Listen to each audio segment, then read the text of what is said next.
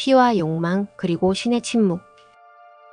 19세기 러시아의 하늘 아래 한 집안의 몰락에서 시작된 이야기는 인간 존재의 가장 깊은 심연으로 우리를 끌어내립니다.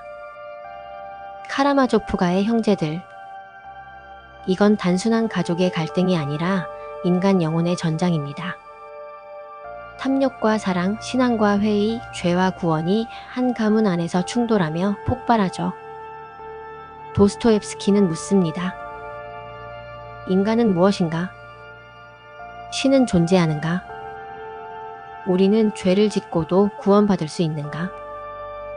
150년 전 울려 퍼진 이 질문은 오늘을 사는 우리에게도 여전히 메아리칩니다. 너는 사람을 사랑할 수 있느냐? 절망 속에서도 신을 믿을 수 있느냐? 그 질문은 150년이 지난 지금 이 순간에도 여전히 우리를 괴롭히고 있습니다.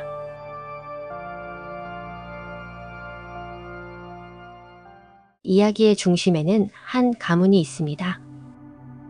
탐욕스럽고 방탕한 아버지 표도르 파블로비치 카라마조프. 그는 술과 여자 그리고 돈에만 관심이 있었습니다. 가문을 지켜야 할 가장이었지만 그는 그저 탐욕스러운 기생충처럼 살아갔죠. 돈을 움켜쥐려 애쓰면서도 정작 아들들에게는 무책임했고 남들의 눈에는 우스꽝스럽고 혐오스러운 인물로 보였습니다. 그러나 바로 그런 인물이 가문의 비극을 불러오는 씨앗이 됩니다. 그리고 그의 아들들. 먼저 장남 드미트리. 그는 아버지와 똑같이 욕망과 충동에 휘둘리며 살아갔습니다. 그러나 아버지와 달랐던 것은 그의 욕망은 언제나 뜨겁고 정직했다는 점입니다. 그는 사랑을 위해, 명예를 위해, 순간의 감정을 위해서라면 모든 것을 내던졌습니다. 하지만 그 열정은 언제나 파괴와 파멸을 향해 달려가곤 했습니다. 차남 이반. 그는 형 드미트리와는 정반대였습니다. 감정보다 이성, 신앙보다 회의. 그는 냉철하게 세상을 분석했고 신은 존재하는가라는 질문을 누구보다 집요하게 붙잡고 있었습니다.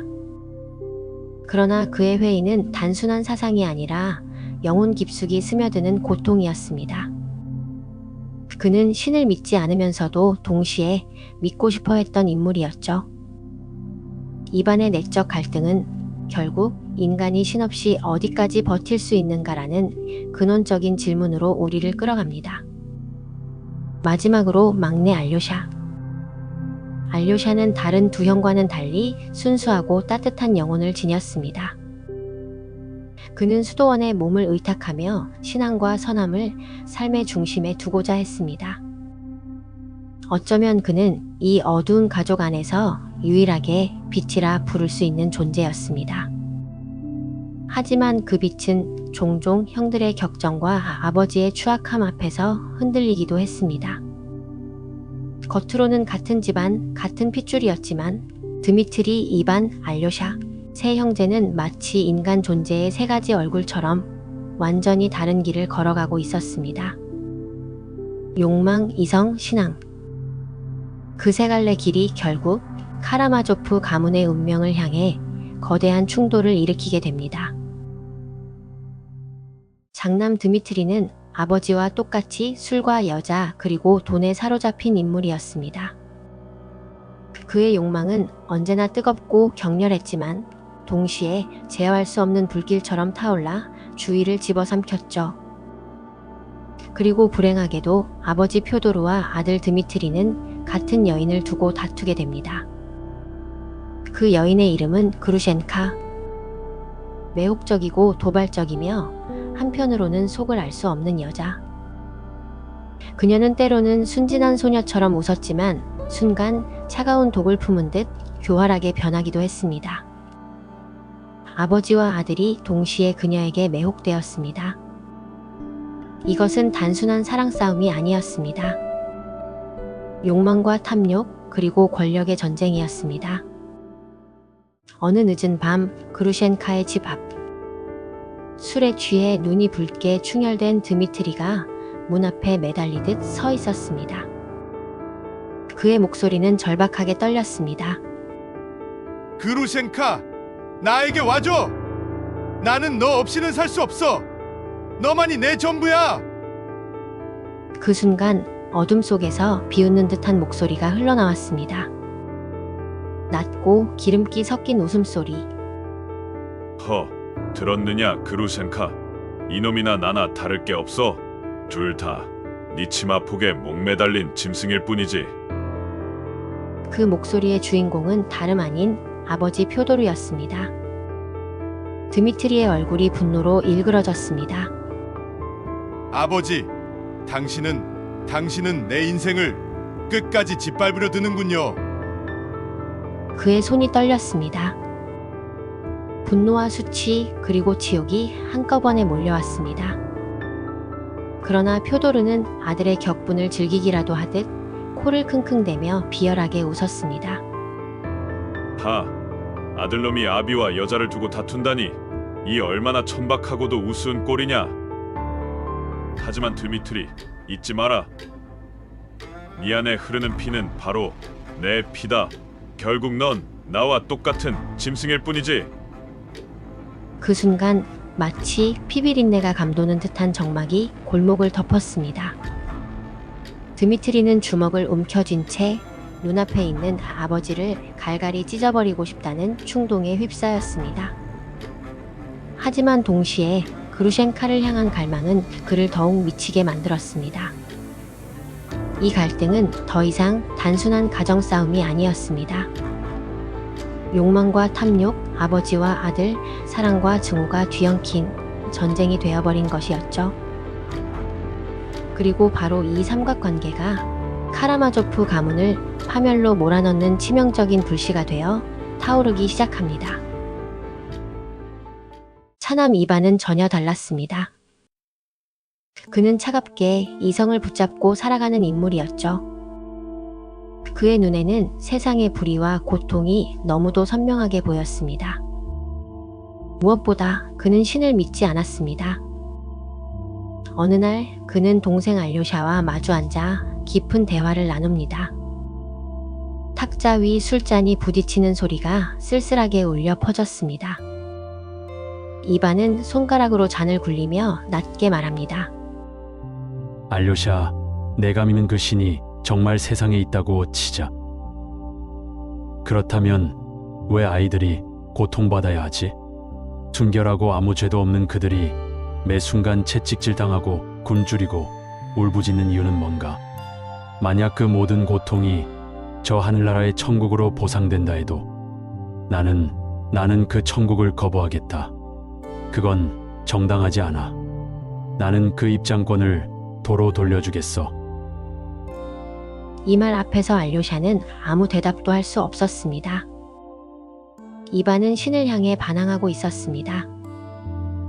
그의 눈빛은 분노와 슬픔이 뒤섞인 채 세상의 부조리를 직시하고 있었죠. 그리고 이반은 마침내 인류 역사상 가장 무시무시한 비유 가운데 하나를 꺼내듭니다. 바로 그 유명한 대신문관의 전설이었습니다. 이반은 천천히 마치 자신이 직접 목격한 듯한 생생한 어조로 말합니다. 만약 지금 예수가 다시 세상에 내려온다면 어떨까? 사람들을 향해 은혜를 베풀고 기적을 행하고 자유를 전하신다면 아이러니하게도 교회는 그를 환영하지 않을 거야. 오히려 교회는 예수를 감옥에 가두고 그를 신문할 거다. 알료샤의 눈이 커집니다. 형, 무슨 말이야? 교회가 그리스도를 내쫓는다고? 이반은 잔을 탁 내려놓습니다. 그래, 교회는 이미 권력과 제도 그리고 인간의 두려움 위에 세워져 있지 않나. 사람들이 진정으로 원하는 건 자유가 아니야. 그들은 자유를 감당할 수 없어. 그들에게 필요한 건 빵과 기적 그리고 권위지. 그러니 교회는 다시 온 예수를 내쫓을 수밖에 없어. 왜냐하면 그는 사람들에게 자유를 주려 할 테니까. 그리고 자유는 인간을 두렵게 하니까. 이반의 말은 단순한 철학적 논쟁을 넘어선 무시무시한 고발이 되었습니다. 도스토옙스키는 이 장면을 통해 우리에게 묻습니다. 인간은 과연 자유를 감당할 수 있는가? 혹은 우리는 권력과 안락함을 위해 신조차도 내쫓아버릴 존재인가? 그 대화의 여운은 소설 속 알료샤만이 아니라 150년이 지난 지금의 우리에게도 묵직한 질문을 남깁니다. 그러던 어느 날 충격적인 사건이 벌어집니다. 표도르 카라마조프가 살해된 것. 어두운 밤 피비린내가 가득한 그의 방에서 표도르의 시신이 발견되었을 때 마을은 공포와 수군거림으로 뒤흔들렸습니다. 누가 감히 그 집안의 주인을 죽였단 말인가? 모든 증거는 단 하나의 인물을 향하고 있었습니다. 바로 장남 드미트리. 그는 아버지와 같은 여인 그루셴카를 두고 격렬하게 싸웠고 유산 문제로 증오심을 숨기지 않았습니다. 며칠 전에도 그는 술에 취해 사람들 앞에서 이렇게 외쳤다고 전해졌습니다. 저 늙은이를 언젠간 내가. 이제 사람들은 속으로 확신했습니다. 범인은 드미트리다. 너무도 당연한 일 아니겠는가?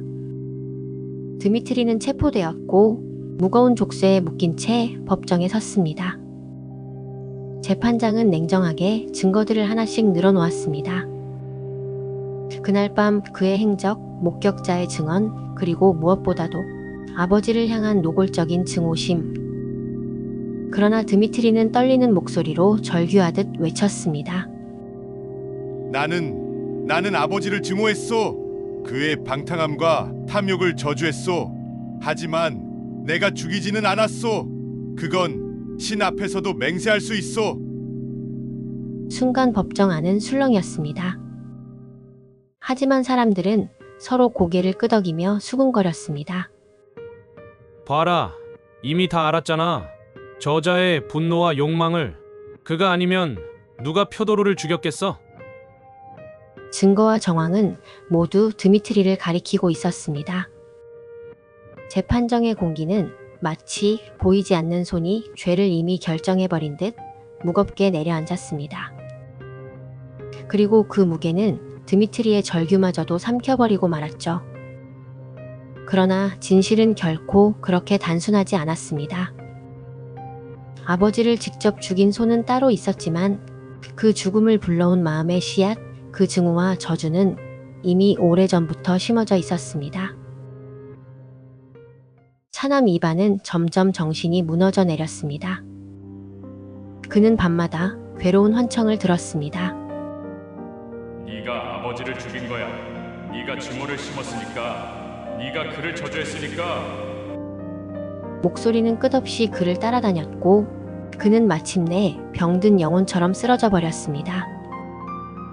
그는 손에 피를 묻히지 않았지만 마음의 죄책감이 그를 집어삼킨 것이었죠. 그와 대조적으로 막내 알료샤는 끝까지 믿음을 붙잡았습니다. 세상의 추악함과 형제들의 타락 앞에서 그는 절망하지 않았습니다. 그는 형제들을 향해 또 독자를 향해 속삭입니다. 사랑하라. 어떤 순간에도 사랑을 잃지 말라. 오직 사랑만이 인간을 구원할 수 있다. 결국 드미트리에게는 유죄가 선고되었습니다. 그는 억울함을 외쳤지만 시베리아 유형이라는 가혹한 형벌을 피할 수 없었습니다. 재판장의 망치 소리가 울려 퍼지던 순간 법정 안의 공기는 무겁게 가라앉았고 사람들은 이미 하나의 결론에 안도하듯 고개를 끄덕였습니다. 하지만 독자는 압니다. 이 소설의 본질은 단순히 누가 아버지를 죽였는가가 아닙니다. 그것은 인간 존재의 가장 깊은 심연에서 벌어진 싸움이었습니다. 욕망과 증오, 불신과 죄책감이 한 집안의 피 위에서 충돌했고 그 속에서 마지막까지 꺼지지 않은 희망은 알료샤가 말하는 사랑의 목소리였습니다. 카라마조프가의 형제들은 우리에게 묻습니다. 죄는 어디에서 시작되는가? 인간은 어떻게 구원받는가? 그리고 대답합니다. 사랑하라. 사랑만이 길이다.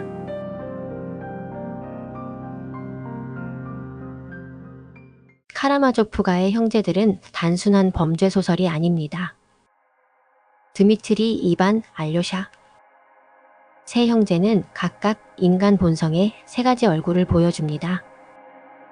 드미트리는 욕망과 충동, 이반은 이성, 회의, 부정, 그리고 알료샤는 신앙, 사랑, 긍정. 즉, 이 세 사람의 갈등은 곧 우리 안에 있는 인간성의 전쟁인 셈이죠. 그리고 도스토옙스키는 묻습니다. 신이 없다면 인간은 무엇으로 선을 지킬 수 있는가? 탐욕과 증오 속에서도 우리는 사랑을 붙잡을 수 있는가? 21세기의 우리에게 이 작품은 어떤 의미가 있을까요? 우리는 여전히 드미트리처럼 욕망에 흔들리고 이반처럼 세상의 부조리에 분노하며 알료샤처럼 사랑과 신념을 찾으려 했습니다. 도스토옙스키가 보여준 건 거창한 철학이 아니라 우리 자신의 이야기였습니다. 회사에서의 경쟁, 가족 간의 갈등, 그리고 더 나은 삶을 향한 끝없는 욕망. 현대의 우리는 신을 믿든 믿지 않든 여전히 같은 질문 앞에 서 있습니다. 우리는 무엇으로 살아가야 하는가? 카라마조프가의 형제들은 쉽지 않은 소설입니다. 철학적이고 때론 무겁지만 한 줄 한 장면 속에서 우리는 인간이라는 존재의 깊이를 마주하게 됩니다. 도스토옙스키는 말합니다. 사람은 모두 다 죄인이다. 하지만 동시에 모두 사랑할 수 있다. 그리고 아마도 이 말은 오늘의 우리에게도 여전히 가장 필요한 진실일 겁니다. 오늘 영상 함께 해주셔서 감사합니다. 저는 다음 시간에도 또 다른 고전 속으로 여러분을 초대하겠습니다. 구독과 좋아요, 그리고 알림 설정까지 잊지 마시고요. 그럼 다음 이야기에서 뵙겠습니다.